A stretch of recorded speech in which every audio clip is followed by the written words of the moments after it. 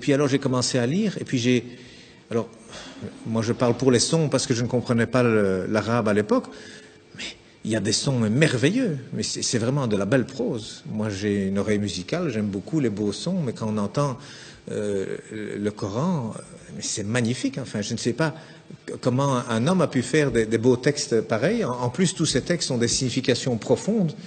Il n'y a pas une erreur, il y a des gens, des médecins, des scientifiques qui ont fait des erreurs, des recherches sur ces livres saints. Ils trouvent des erreurs dans la Torah, ils trouvent des erreurs dans la Bible, et ils n'en trouvent pas dans le Coran, rien. Il n'y a rien qui est mauvais, même il y a des images qui sont reprises, qui correspondent pratiquement à la meilleure définition qu'un médecin pourrait faire à un ignorant. Donc c'est des choses merveilleuses qu'il y a dans le Coran. Et en plus, moi j'ai découvert récemment la formule de la beauté, comme on dit, c'est-à-dire qu'aujourd'hui la beauté c'est quelque chose qu'on calcule mathématiquement, hein, donc il y a des formules pour savoir jusqu'où il faut mettre du rouge à lèvres, jusqu'où est-ce qu'il faut épiler les sourcils, il y a un coin à respecter qui va du coin de la bouche, le long du nez, jusqu'au coin de l'œil et le début du sourcil. Donc ce qu'il y a là, il faut l'enlever, et puis il faut aller du coin de la bouche à l'autre coin de l'œil, jusqu'à l'autre fin de sourcil. Cet angle, il doit être exactement l'angle qui correspond à un rectangle où il y a cette proportion, la beauté mesurée, comme on appelle, que d'ailleurs Fibonacci a découvert lorsque les chiffres romains ont été éliminés et remplacés par les chiffres arabes. Alors, ils viennent d'Inde en réalité, hein, avec le sifr, le zéro, hein, en arabe ça s'appelle le sifr, donc c'est devenu les chiffres plutôt que les nombres. Et puis Fibonacci l'a découvert avec ces chiffres, c'est formidable, on peut faire des calculs infiniment grands et puis avec la virgule infiniment petit. Et il a découvert comme ça que la pyramide de Khéops, le Parthénon, enfin tous ces beaux bâtiments, même en Italie, il a découvert qu'il y a toujours la bonne proportion. Même les peintures, il a découvert que toujours c'est au même endroit que doivent se trouver le centre du tableau. C'est pas au centre, hein, non, c'est quelque part 1 sur 1,618. Donc il y a des proportions. Eh bien aujourd'hui on retrouve, la Mecque se retrouve sur la terre aujourd'hui. Hein, lorsque vous avez 1 et 1,618, eh bien cette ligne, elle passe à travers la Mecque, à travers la Kaaba, au mètre près. Et la distance entre la Kaaba et le pôle Nord fait 1, et entre la Kaaba et le pôle Sud fait 1,618. Ça veut dire qu'Abraham, il a abandonné sa femme, enfin sa servante Hajar, avec son fils Ismaël. Elle a dit, pourquoi ici? Dieu m'a dit ici.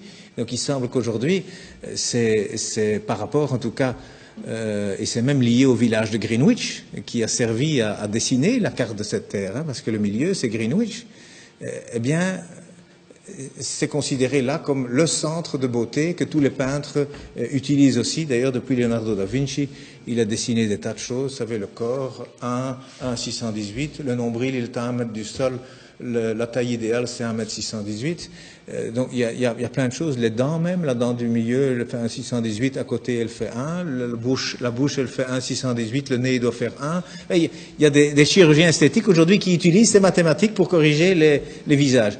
Eh bien, il y a un verset qui contient la Mecque dans le Coran. Hein, eh bien, le verset, il fait 47 lettres, divisé par 1,618, ça fait 29.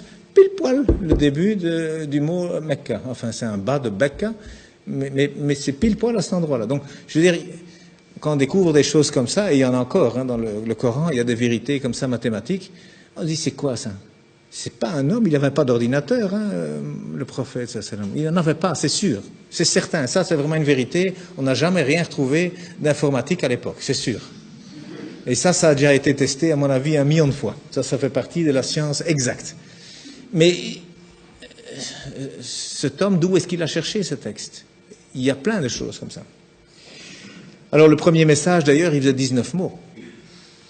Le premier message faisait 19 mots, Bismillahirrahmanirrahim, fait 19 lettres.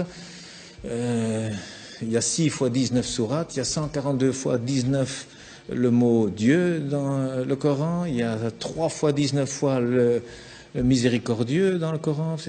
Ce chiffre 19 dans le Coran, c'est aussi quelque chose d'incroyable. Mais donc le premier message, c'était, voilà, informez-vous. Au lieu d'interpréter, d'abord le savoir, d'abord savoir de quoi on parle. Et le dernier message du prophète, dont on dit qu'il est mauvais pour les femmes, eh bien, il a dit, soignez vos femmes, et pour la prière, ne l'abandonnez pas. Alors, moi, je dis une religion où le premier message et le dernier message sont ainsi, je ne vois pas très bien ce qu'on doit craindre. Donc,